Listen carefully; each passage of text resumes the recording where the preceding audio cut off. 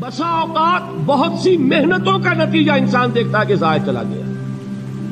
میں نے 10 سال محنت کی، حاصل کوئی نہیں ملا. یہ ثمرات کیا ہیں؟ محنتوں کے ثمرات کا ضیاع. کوشش آپ نے کی، قسمت کی خوبی دیکھی ہے، ٹوٹی کہاں کمن، 2-4 ہاتھ جب کے لبے بام رہ گئے. Be prepared.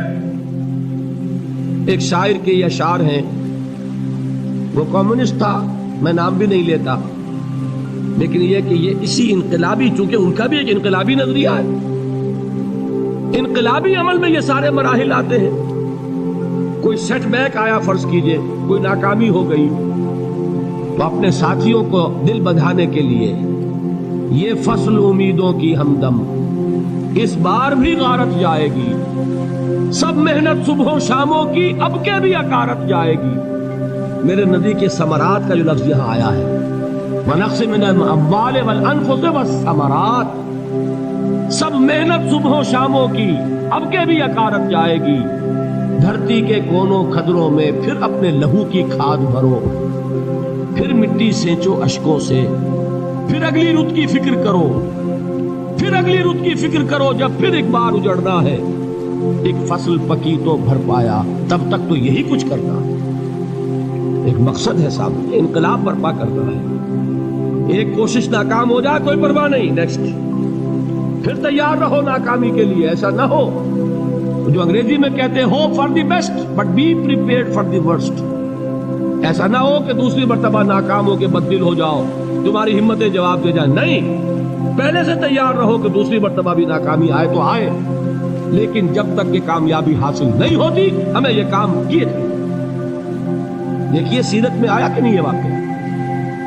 بدر میں مسلمانوں کو فتح ہوئی تو احد میں زک پہنچی کہ نہیں؟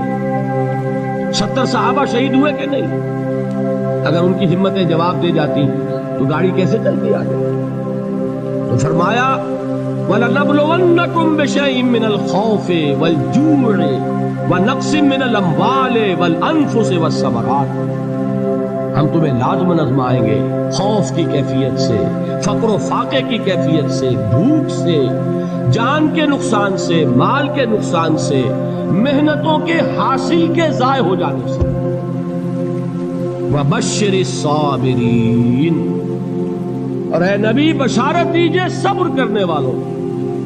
الَّذِينَ إِذَا أَصَابَتْهُمْ مُصِيبَةٌ، وہ کہ جب ان پر کوئی تکلیف آئے، کوئی مصیبت آئے، کوئی آزمائش آئے، قالوا انا للہ وانا الیہ راجعون، وہ یہ کہیں کہ ہم اللہ ہی کے ہیں، اللہ ہی کی طرف لوٹ جانا ہے. یہ وہی انداز ہے جو میں نے فارسی کا شعر سنایا تھا آپ کو کہ سرے تسلیم خم ہے جو مزاج یار میں آئے. وہ ہمارا مولا ہے، ہمارا آقا ہے. اگر اسے یہی منظور ہے تو ہمیں بھی یہی منظور ہے. میں نے تسلیم و رضا کی بات کی تھی نا، آپ کو کچھ شعر سنائے تھے. ایک شعر اور سنیے، اور یہ کس کا ہے؟ محمد علی جوہر کا. ایک مرتبہ جیل گئے، ان کی ایک بیٹی جوان بیمار ہوئی، فوت ہو گئی. باہر چھوڑا انگریز نے، جاؤ بھائی دفن کر دو بیٹی کو. دوسری مرتبہ جیل گئے، دوسری جوان بیٹی اسی مرض میں مبتلا ہوئی. اب یہ جیل میں ہے، خبر پہنچی کہ دوسری بیٹی کے اوپر بھی اسی مرض کا حملہ ہوا. ایک نظم لکھی ہے جس کا آخری شعر یہ ہے، تیری صحت ہمیں منظور ہے لیکن اس کو نہیں منظور تو پھر ہم کو بھی منظور نہیں. یہ ہے، جب تک یہ کیفیت نہ ہو اس میدان میں آدمی ثابت قدم نہیں رہ سکتا کہ میرے رب کو اگر یہ منظور ہے تو یہی مجھے منظور ہے. اور تیری صحت ہمیں چاہیے تو ضرور، لیکن ہمارے رب کو منظور نہیں تو ہمیں بھی منظور. راضی برضائے رب. وَبَشِّرِ الصَّابِرِينَ الَّذِينَ إِذَا أَصَابَتْهُمْ مُصِيبَةٌ قَالُوا إِنَّا لِلَّهِ وَإِنَّا إِلَيْهِ رَاجِعُونَ. نہ شود نصیب دشمن کے شود ہلاک تیغت، سر دوستہ سلامت کے تو خنجر آسمان. اولئک علیہم صلوات من ربہم ورحمہ، یہی ہے وہ لوگ جن پر ان کے رب کی طرف سے عنایتیں ہیں اور رحمتیں ہیں.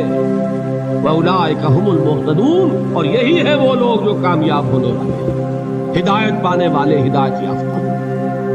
اسی سورہ بقرہ میں ذرا آگے چل کر، یہ تو ہے 20واں رکوع، 19واں رکوع.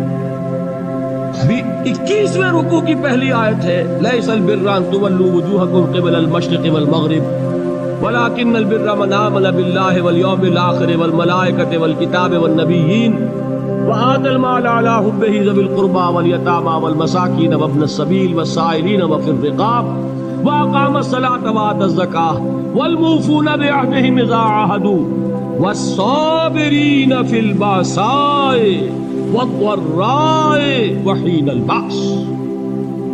اب یہ آیت جو ہے سورۃ العصر میں جو مضامین آئے تھے سارے اس میں موجود ہیں. وہاں ایمان کا لفظ آیا، یہاں 5 ایمانیات کی تفصیل آ گئی، اعمال کی تفصیل آئی، اور آخری بات وہاں کیا ہے وَتَوَاصَوْا بِالصَّبْرِ، اور یہاں کیا ہے وَالصَّابِرِينَ فِي الْبَأْسَاءِ وَالضَّرَّاءِ وَحِينَ الْبَأْسِ، اور صبر کرنے والے. اصل نیکی ان کی ہے جو صبر کریں، کس میں؟ جنگ کے وقت. ذرائے باسائے، باسا کہتے ہیں فقر اور فاقہ. واحد آئے گا باس تو اس کے معنی جنگ، اور باسا جمع میں آئے گا تو فاقہ فقر بھوک. اور ذرائے جسمانی تکلیف، ضرر جسمانی تکلیفوں میں صبر کرنے والے، فقر اور فاقے میں صبر کرنے والے، اور جنگ کے وقت صبر کرنے والے. اولئک الذین صدقوا واولئک هم المتقون. یہ ہیں وہ لوگ جو صبر کرنے والے ہیں، یہ ہیں جو سچے ہیں، جو اپنے دعوے میں نیکی کے اور ایمان کے صادق ہیں، اور یہی وہ لوگ ہیں جو متقی ہیں. اگلی سورت ہے سورہ آل عمران، اس میں 2 لفظ آئے ہیں آخری آیت، یا ایھا الذین آمنوا اصبروا وصابروا ورابطوا واتقوا اللہ لعلکم تفلحون. دیکھیے یہاں صبر اور صابر جو تعلق جہد اور جہاد کا ہے وہی ہے صبر اور مصابرت. صبر ایک طرفہ عمل ہے، آپ جھیل رہے ہیں، برداشت کر رہے ہیں. صبر علی المعصیہ، صبر علی الطاعہ، صبر علی الابتلاء، یہ سب کیا ہے؟ صبر.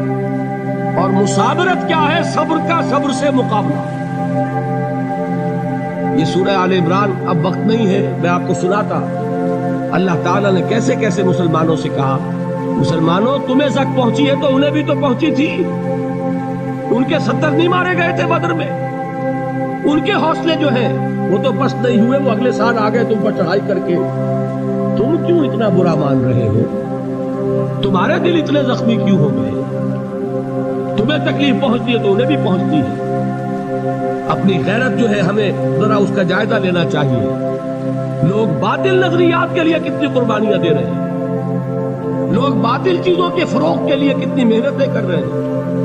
جیسا کہ میں نے ابھی کہا تھا، اسی غیرت کو چیلنج کرنے کے لیے، ذرا آپ کی حمیت دینی کو جوش دلانے کے لیے. قادیانی نوجوان کتنی تعداد میں اپنے آپ کو دین کے لیے وقف کرتا ہے، اور آپ کتنے نوجوان ہیں جو اپنے آپ کو دین کے لیے وقف کرتے ہیں، اور ہوں وہ کھاتے پیتے گھرانوں کے لوگ. یہ نہیں ہے کہ اگر کوئی اور کام نہیں کر سکتا تو پھر یہ ہے کہ وہ دین کے کام میں لگ جائے. باصلاحیت لوگ، کھاتے پیتے لوگ، ذہنی استعداد رکھنے والے لوگ، اونچے گھرانوں کے لوگ، وہ وقف کریں اپنے آپ کو دین کے لیے. اس کے بغیر کیسے باہر آ جائے گی، کیسے رونق آ جائے گی؟ تو دنیا میں باطل نظریات والے جو ہیں، یہ بات کہی گئی ہے، مسلمانوں تم اگر توحید کے لیے لڑ رہے ہو، دیکھتے نہیں ابو جہل کو، اس نے گردن کٹوائی ہے شرک کے لیے، شرک کے لیے گردن کٹوائے، اور تم توحید کے لیے گردن کٹوانے کو تیار نہ ہو. اس نے گردن کٹوائی کہ نہیں کٹوائی؟ اور کس طرح کٹوائی ہے؟ کیونکہ بڑا متکبر قسم کا، فرعون قسم کا شخص تھا. جب گردن کاٹنے لگے تو کہتا ہے ذرا نیچے سے کاٹنا، تاکہ جب تم نیزے کے اوپر چڑھاؤ میرے سر کو تو اونچا نظر آئے، معلوم ہو سردار کا سر. وہ بدبخت مرتے ہوئے بھی جو اس کی کیفیت تھی نا، اس کو ذہن میں رکھی. تو یہ اس لوگوں نے قربانیاں دی، جانے دی. تو فرمایا اگر تم ان سے زیادہ قربانی نہیں دو گے، یہ نوٹ کر لیجیے اس کو، مجرد اگر حق کو غالب کرنا اللہ کے ذمے ہو تو آنے واحد میں غالب کر دے گا، تمہیں تکلیف ہی دینے کی ضرورت نہیں. سمجھ رہے؟ کیا اللہ کے مقابلے میں کوئی باطل کی طاقت ٹھہر سکتی ہے؟ یہ تمہارے ایمان کا امتحان ہے، یہ تمہارے خلوص کی آزمائش ہے، یہ تمہارے امتحان کا ثبوت درکار ہے کہ اللہ تعالیٰ دیکھنا چاہتا ہے تم اس کے لیے اپنی جانیں قربان کرنے کو تیار ہو کہ نہیں، تم اس کے لیے تن من دھن لگانے کو تیار ہو کہ نہیں۔ اور یہ جان لو کہ اگر کفار اور مشرکین اور ملحدین اور باطل نظریات والے وہ جو کچھ قربانیاں اپنے باطل نظریات کے لیے دے رہے ہیں ان سے زیادہ اگر تم نہیں دو گے تو حق غالب نہیں ہوگا۔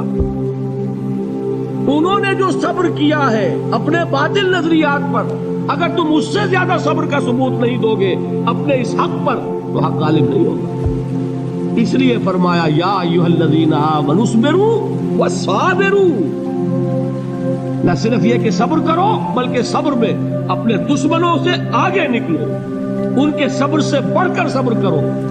ورابطوا، مرابطہ کہتے ہیں چوکس رہنا، ہوشیار، پہرا دو، ایسا نہ ہو کہ دشمن جو ہے غفلت میں تمہارے اوپر کوئی حملہ جو ہے کر بیٹھے۔ واتقوا اللہ، اور اللہ کا تقوی اختیار کرو، لعلکم تفلحون، تاکہ تم فلاح پاؤ۔